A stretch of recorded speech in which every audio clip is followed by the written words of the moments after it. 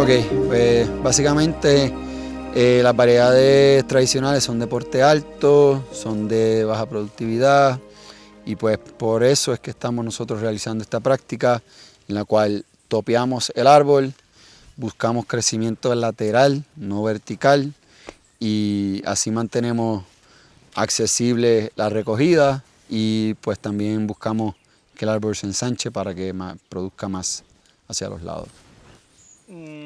Pues, ¿cuáles ventajas tiene esta variedad? ¿Por qué tú haces tanto trabajo? Una de las ventajas de este trabajo es porque pues nuevamente esta variedad viene siendo una de porte alto, so las personas tendrían que doblar el árbol para recogerla, lo cual en pues, consecuencia pues podemos lastimar el árbol. Al ser la poda a la altura que nosotros querramos, el árbol se ancha y crece lateralmente para los lados, valga la redundancia, y hace más accesible a la recolecta. Y en ese caso pues no lastimamos al árbol. ¿Y cuáles ventajas traen las variedades tradicionales? Bueno, otra ventaja de esta poda es que también podemos producir una variedad de porte alto como una variedad de porte bajo y la hace más resistente al viento en cierta medida porque no es tan alta.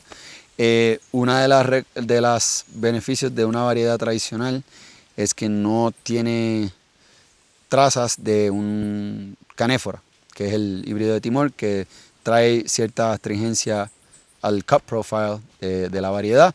Las variedades tradicionales tienden a dar mejor resultado en taza. So they just cut better. Bueno, entonces pues trae una calidad. Calidad, sí, la mejor calidad, básicamente, en taza.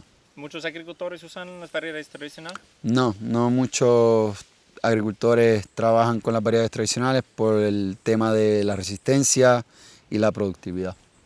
Bueno, pero estás trabajando entonces básicamente con esta práctica, tienes esta variedad, pero también estás aumentando la biodiversidad de... Sí, nosotros producimos ambas variedades, tanto híbridos como tradicionales.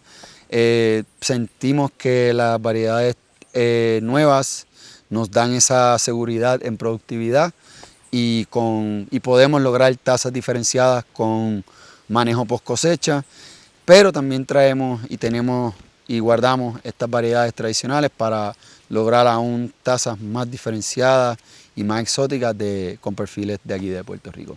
Ok, entonces, ¿cómo corta? Pues, ¿cómo tapa? Pues básicamente, ya cuando el árbol llega a la altura que nosotros queremos, en este caso no es el mejor ejemplo porque el árbol fue apilonado, pero unos 6 pies, 5 pies y medio, 7 pies máximo, hacemos el corte sesgado para que no se nos pudra el árbol de aquí para abajo, y luego a los varios meses y semanas que él empieza a brotar por aquí, eliminamos los brotes nuevos porque pues el árbol per se va a querer seguir creciendo verticalmente y nuestro trabajo es obligarlo a que se vaya lateralmente. Entonces no es una práctica una vez, pero es un mantenimiento. Correcto, es una práctica de mantenimiento continuo. En cierta medida también es bueno para el árbol porque le estás estimulando. Entonces con esta estimulación, de hecho, estás aumentando la cantidad del café.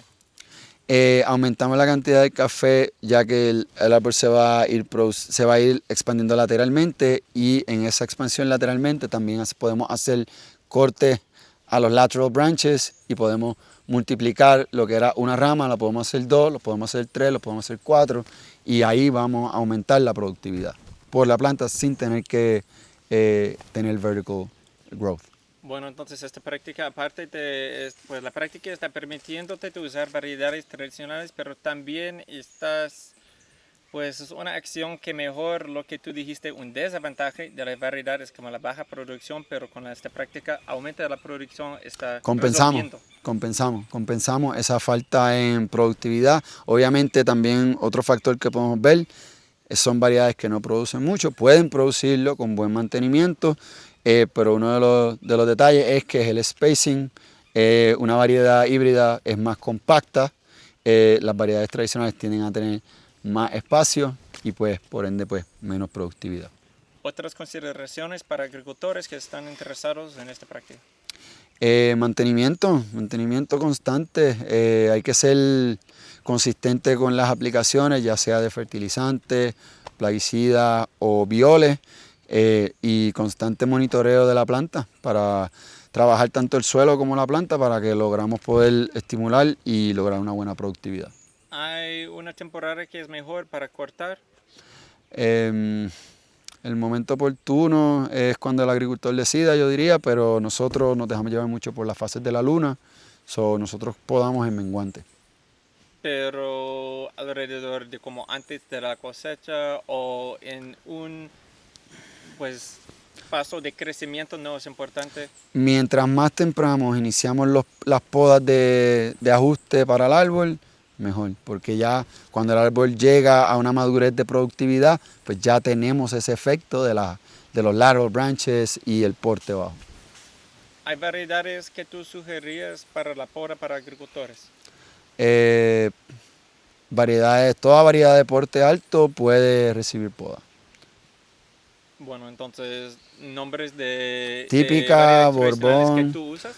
típica, Borbón, Maragogipe, son variedades de porte alto que pues esta práctica es recomendada. Y traen diferentes ventajas. ¿Perdón? Traen diferentes ventajas estas variedades. Sí, estas variedades pues traen con su ventaja, pues que dan una buena tasa.